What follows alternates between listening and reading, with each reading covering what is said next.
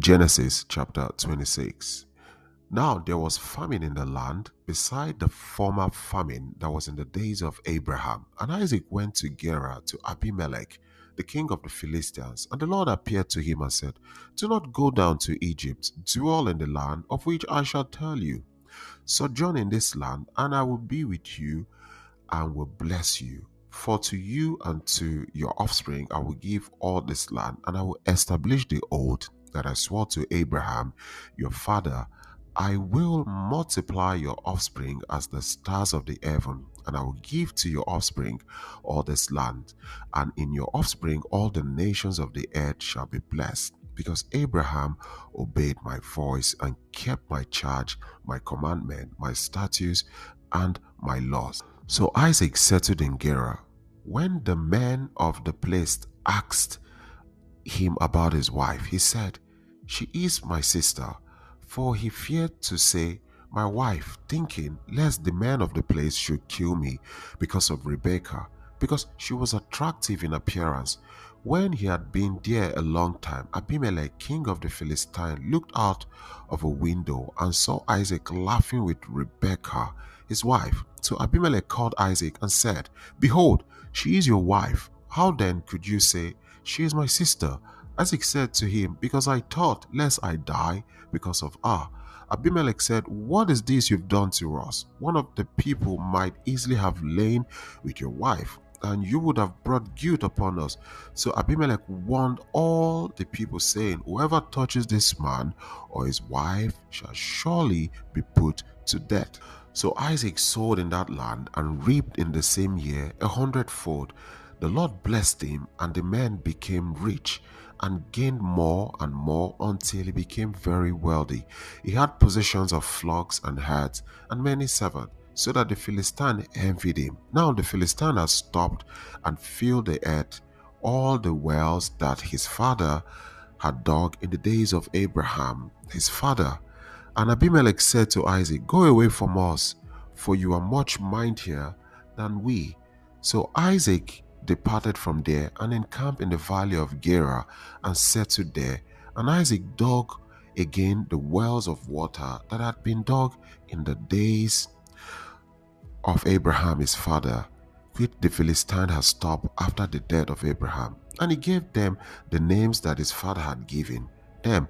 But when Isaac's servant dug in the valley and found there a well of spring of water, the headsman of Gerar quarreled with Isaac's headsman, saying, The water is ours.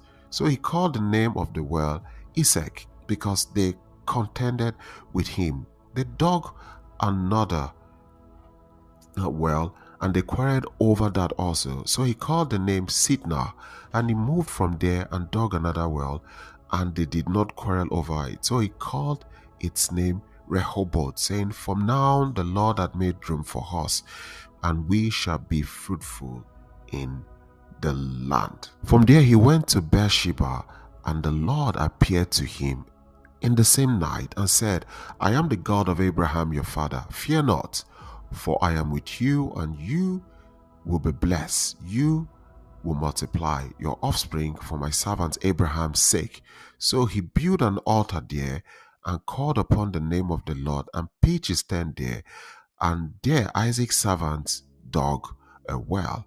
When Abimelech went to him from Gerar with Ahuzat his adviser and Phicol the commander of his army, Isaac said to them, Why have you come to me, seeing that you hate me and have sent me away from you?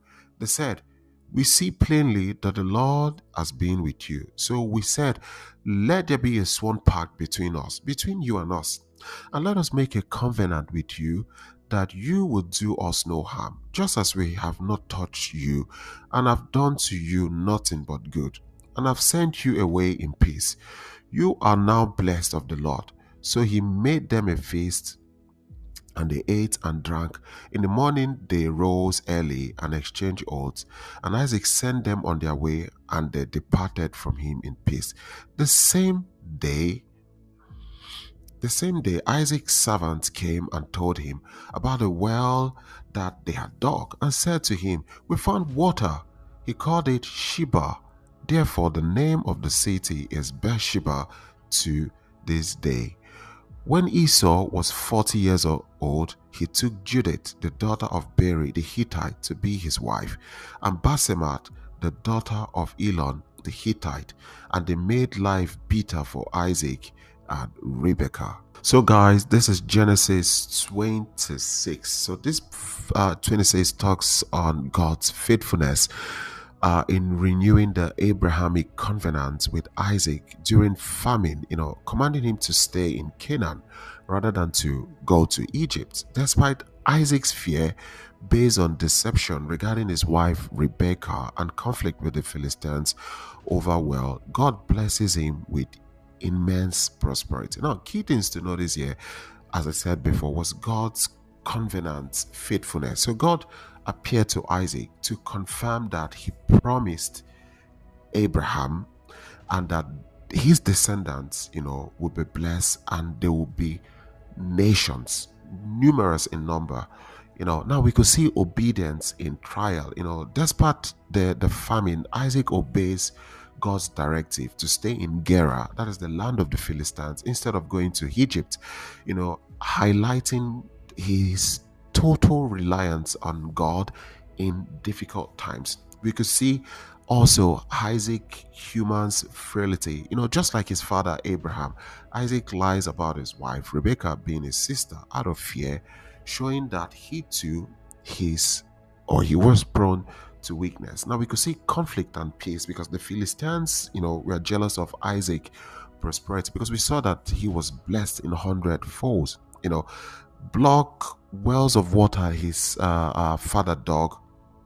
Now, instead of Isaac fighting for this, Isaac moves and then made another well, and named it Isaac, that's strife, and then Sitna, that is hatred, and then Rehoboth, room, which was a testament to the fact that God had given them room, or space to live.